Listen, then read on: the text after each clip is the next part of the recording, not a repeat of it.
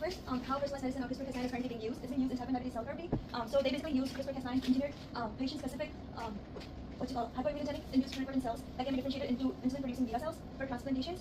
This approach helps them to make sure they're more specific to the patient they're producing stem cells for. The another one was cancer screening and treatment. They use CRISPR-Cas9 systems such as Cas9, Cas12, Cas13, base editors, and prime editors. They're applied to target uncoded genes, tumor suppressor genes, and cancer-associated mutations for personalized therapies. Here is a picture of modified CAR T cells. So it's just like it targets a specific cell, and if you use CRISPR-Cas9 or any other, it's going to be very specific to the patient, and immunotherapy can be used for specific cancer treatments. For viral disease detection therapy, CRISPR-Cas12 and Cas13 are rapid and they're sequence-specific to detect viral RNA or DNA detection. And CRISPR-Cas13, when configured, it also enables the transcriptional silencing of RNA viruses, which could lead to custom antiviral strategies based on the patient-specific viral strains.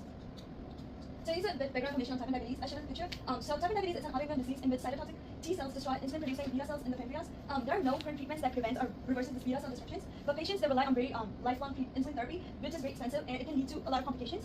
Because T1D or type 1 diabetes stems from both genetic and immune mechanisms, it is a strong candidate for precision-based and cell-based gene editing therapies. Now, why this topic is relevant to personalized medicine and CRISPR-Cas9? So as I discussed in the first slide, that it enables to personalize beta cell replacement therapies, like it could be very patient-specific. Gene editing can protect beta cells from autoimmune attack. So CRISPR can knock out or modify immune-related genes, so engineered beta cells become invisible to the patient's immune system. CRISPR improves safety of regenerative type 1 diabetes therapies. The article that I read about, it warns us about a risk of Trojan horse, as shown in the picture. It means like it could happen that incorrect engineered cells like will behave unpredictably, and personalized medicine requires precise and accurate gene editing.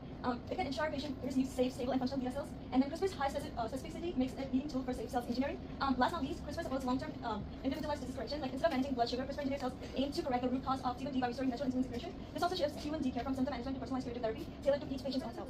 From the research papers I read, the researchers conclude that CRISPR-Cas9 is promising for creating safe and functional beta cells, but there are still major risks, like the incorrect edited cells that I previously mentioned that could act as Trojan horse, or there is still more work that is needed to be done on precision and delivery methods, immune protection, and long-term safety testing. For our thoughts, CRISPR could be a personalized cure for type 1 diabetes, not just symptom management. We agree that researchers cautiously approach safety must come first, and with improved accuracy in testing, CRISPR-engineered beta cells could be one of the most meaningful future treatments for type 1 diabetes.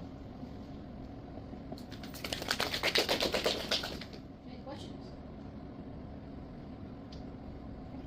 Could CRISPR also be used for type 2 diabetes? I'll be honest, I'm not sure since I was just searching for type 1 diabetes. I didn't look for the articles for type 2, and the ones I read didn't mention anything about it.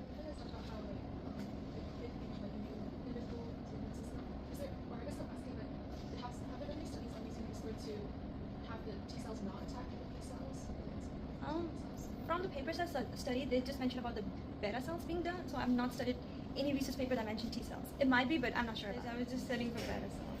Thank you.